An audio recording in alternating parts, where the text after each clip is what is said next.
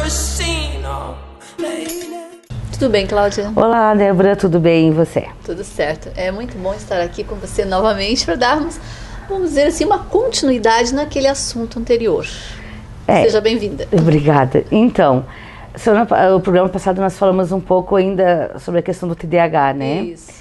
E pensando nisso, acho importante dar continuidade a esse tema, uma vez que nós falamos assim do que é o TDAH, né, de como identificá-lo, mas vamos tentar transportar ele hoje um pouco para o contexto escolar ainda, mas agora colocando em ênfase a questão dos pais. Certo. Né? A importância dos pais no acompanhamento escolar dos filhos. Com certeza. Né? Porque a escola, ela não é, vamos dizer assim, responsável total pela educação dos filhos. Verdade. A criança chega na escola com uma bagagem, né, de conhecimento. Que já vem de casa. E aí a escola, ela dá continuidade a essa formação. Podemos dizer assim, que a criança tem uma formação formal e uma formação informal. Certo. A formação informal ela recebe em casa, que tem muito a ver com a questão dos valores, das crenças, da cultura familiar. É verdade. E ela vai chegar na escola com uma bagagem imensa de conhecimento, e a escola entra então com a bagagem da educação formal da criança, aonde ela vai receber os conteúdos, né, que existe um programa, uma proposta curricular que determina, que são diretrizes para a formação desse sujeito acadêmico, né? E aí ele vai continuar, né, nessa escola durante uma vida toda. Se nós fôssemos analisar, Débora, veja bem, a criança, ou seja, nós passamos metade da nossa vida dentro de um banco escolar, né? Porque nós damos seguimento, começamos com a educação infantil e vamos terminar lá no ensino médio, se preparando para o vestibular e toda uma graduação e pós-graduação. Então, na verdade, a educação ela tem um papel fundamental na nossa formação enquanto sujeitos, na nossa intelectualidade, na nossa cognição. Porém, a família também é importante nesse processo de formação, porque a criança ela chega na escola com uma série de conhecimentos. A escola se apropria disso que ela tem e ela vai trabalhar em cima, a criança já traz. Isso, o teórico que dá suporte a essa concepção é Vygotsky, né? Vygotsky, ele trabalha em cima do desenvolvimento da zona, que ele chama zona de desenvolvimento potencial da criança, ou proximal, aonde ele vai aproveitar. Ele diz que que a escola aproveita aquilo que a criança já tem, que ela chega na escola com essa bagagem, e na interação com a escola e com os demais sujeitos, ela vai se desenvolver ainda mais. É assim que o sujeito se desenvolve. Então, a partir desse pressuposto, a escola tem um papel fundamental na educação dos nossos filhos, na nossa educação. Só que ela sozinha não faz nada. Ela precisa desse apoio familiar. É fundamental. Para que, vamos dizer assim, que a educação se concretize, se efetive no sujeito. Trabalhar juntos, não é? Trabalhar juntos. Essa integração família-escola é a premissa fundamental para um desenvolvimento integral da criança. Até porque o Vygotsky mesmo coloca nos seus escritos que não existe desenvolvimento sem aprendizagem e não existe aprendizagem sem desenvolvimento. Os dois caminham juntos, né? Então, para que a criança se desenvolva, ela precisa desses dois processos. Ao mesmo tempo que ela aprende, ela se desenvolve, e ao mesmo tempo que ela se desenvolve, ela aprende. Então, a família dentro da escola, ela é fundamental em que sentido? Como apoio, para entender, para ajudar a escola a entender quem é esse sujeitinho que está ali dentro, inserido naquele contexto, e desta forma, então, apoiar a escola, ajudando nas demais tarefas, frequentando a escola, sabendo do rendimento do filho. Nossa, de suma importância mesmo. E que, infelizmente, temos alguns problemas nessa área. Podemos dizer assim, que dentro da área escolar, no que tange a família, temos algumas dificuldades. Claro, vamos levantar assim, quais são as principais dificuldades. Claro, hoje sabemos que para um pai e para uma mãe manter uma família, a maioria dos pais acabam tendo mais que um trabalho. Às vezes tem um trabalho formal e um trabalho informal, que complementa a renda da família, não é? Porém, e às vezes o que dificulta esse acesso até a escola. Mas ele precisa achar um tempo para ter contato com a escola, para saber de como que o filho está andando, como está correndo a aprendizagem, qual é a concepção que a escola tem de aprendizagem. A maioria dos pais não conhecem qual é a estrutura. Não está a par, né? Não está a par da estrutura que a escola oferece. Porque, na verdade, tirando algumas escolas que são bem pontuais, a maioria das escolas se dizem construtivista, né, baseado na teoria de vários pensadores, como Emília Ferreiro, Jean Piaget, Vygotsky. Existe algumas que tem, em Lages tem uma em específico, eu não lembro o nome, mas que eu sei que ela segue a teoria de Freinet, e tem uma que segue o sistema de Maria Montessori, que é bastante interessante. Então, essas escolas particulares que têm essa concepção, essa abordagem, ela coloca com maior ênfase para os pais já no contrato, que são escolas particulares. As escolas públicas, podemos chamar assim, elas praticamente se baseiam em dois parâmetros, ou no construtivismo de Jean Piaget, ou com base teórica, né, ou no socio-interacionismo de Vygotsky. Certo. E alguns pensadores próximos. Porém, muitas vezes a escola não abre espaço para os pais conhecerem, né? E quando abre, os pais às vezes têm uma certa resistência, ou talvez não saibam a importância de saber, que tipo de abordagem é trabalhado com o meu filho, como é que é o trabalho, como é que a escola trabalha com a aprendizagem da criança, esse processo de ensino-aprendizagem. Até por, às vezes, muita falta de informação mesmo, né, do que sejam isso. Mas é importante que os pais saibam qual é o método trabalhado na escola, para que eles consigam trabalhar em casa com essa criança. É isso que eu ia dizer. Há uma continuidade e vice-versa. Na verdade, o projeto político-pedagógico de uma escola, ele não é constituído só pela própria escola. Quem faz parte da construção desse programa, que o projeto político-pedagógico é o documento que rege toda a estrutura de uma escola.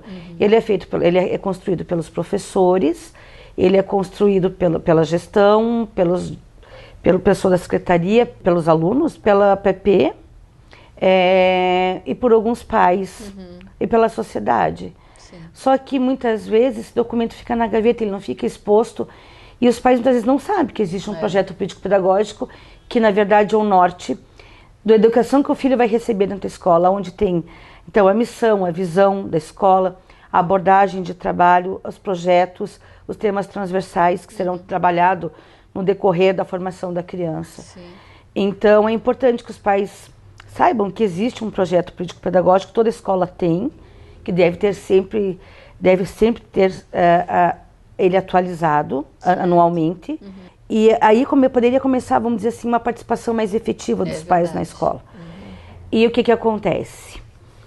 O documento fica muitas vezes, ele existe, toda escola tem, mas ele fica guardado, ele não é um documento que esteja girando, e deveria, né, para o conhecimento. Às vezes eu me pergunto, será que todos os professores têm a concepção, né, desse projeto? Será que todos participam? Seria de suma importância que toda a escola tivesse, a sociedade em si, a família, estivesse integrada na construção desse documento, que vai solidificar a formação que o filho vai receber em determinada escola. Com certeza.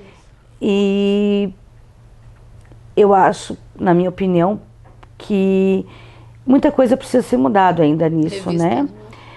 E falando em dificuldade do pai estar na escola e da mãe estar na escola, né? Tem essa questão que a gente comentou,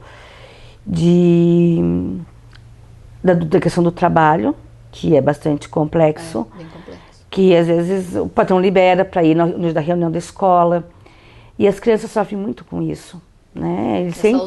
Eles gostam, eles ficam felizes quando o pai participa das atividades, que a mãe participa das atividades.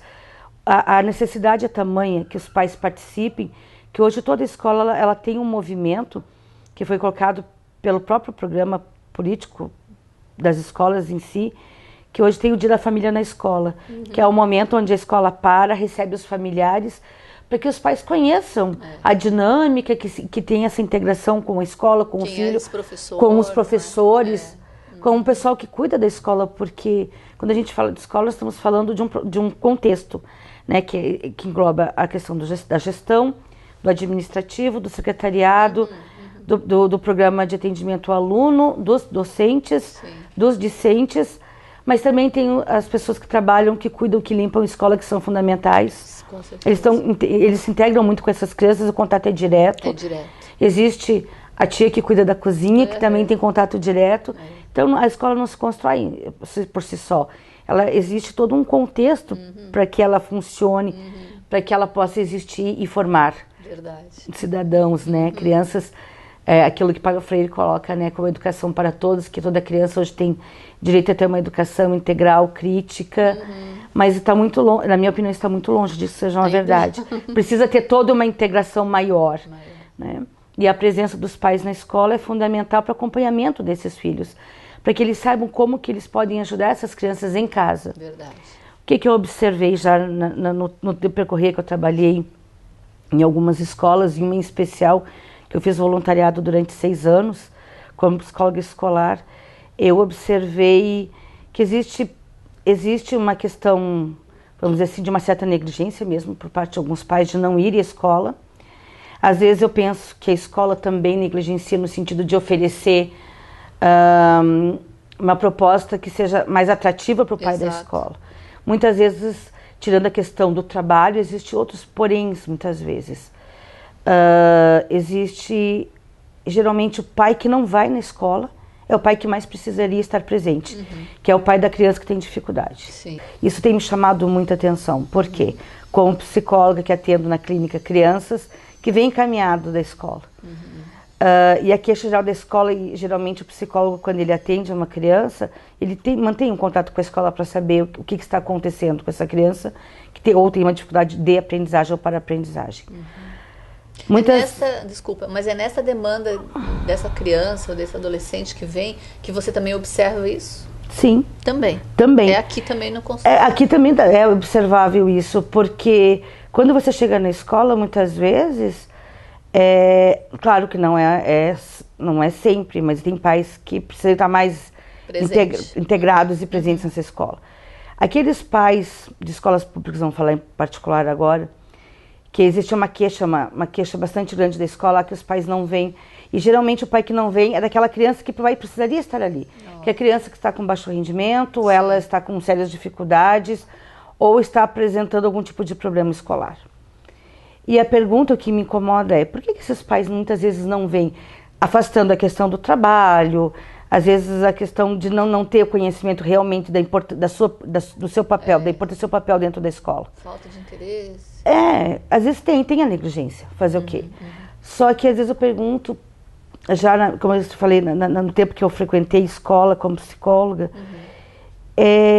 como é que a escola recebe esse pai dessa criança que tem dificuldade?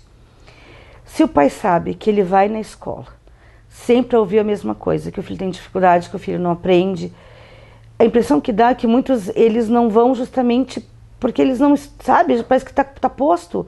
O pai já sabe que o filho, e aceitam às vezes, vamos dizer assim, que institui isso no filho. Que o filho não aprende e o pai concorda que ele não aprende e não faz um movimento nesse sentido de, ele não está aprendendo, então o que eu posso fazer para ajudar? Porque os pais podem ajudar muito no processo de desenvolvimento das crianças. Então, o que será que como que a escola coloca essa dificuldade desse filho?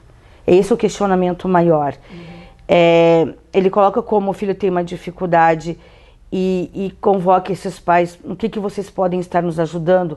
Claro, sabendo, investigando a questão até da própria escolaridade dos pais, até onde eles podem avançar, ou dando orientações, né? Porque me parece que às vezes tem pais, e eu vivenciei isso em alguns momentos, que os pais, eles chegam na escola e daí assim, a professora, ela entrega o boletim para os que são destaque, elogia e diz para a mãe assim, espera lá no fundo da sala que eu já converso contigo. Eu observei que muitas vezes essa mãe se retrai, ou o pai ele se encolhe, porque ela já sabe que vai vir. É que o teu filho não consegue, ele não está desenvolvendo. Então, será que não está na hora de ficar uma dica da escola também repensar a forma como coloca essa dificuldade? Não deixando os pais mais apavorados ou depositando nos filhos a questão do fracasso escolar mesmo.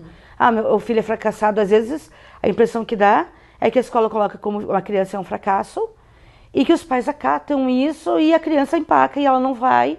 Aí que você vê que, com o passar do tempo, você vai ver a criança está com 16 anos na 5ª série, no 5º ano. E ocorre muito. Né? Ocorre. Existem muitas crianças que estão com idade bem mais avançadas e elas estão na sala de crianças muito pequenas. Aí ela vai estar sem motivação nenhuma, porque ela vai passar por bullying, ela vai passar por piadinhas dos colegas. Exato. Ela não vai ter motivação nenhuma, porque os colegas, ela também percebeu que os colegas avançaram e elas ficaram. Sim. Então, aí às vezes a escola ela tenta, mas só que ela sozinha não consegue. É verdade.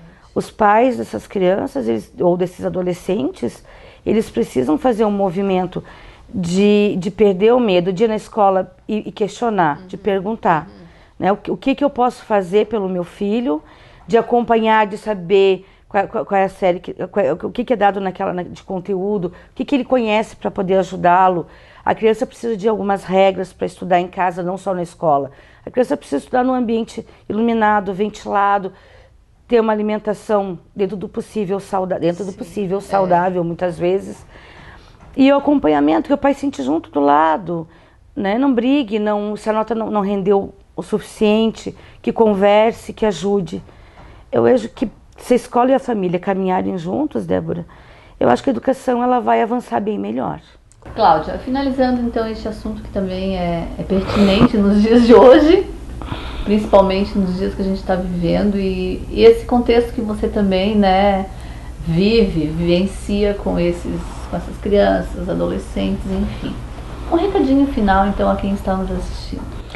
Bom, o que eu deixaria de recado é que tanto os pais quanto as escolas repensassem, né, essa questão da criança que não aprende, da criança que tem dificuldade.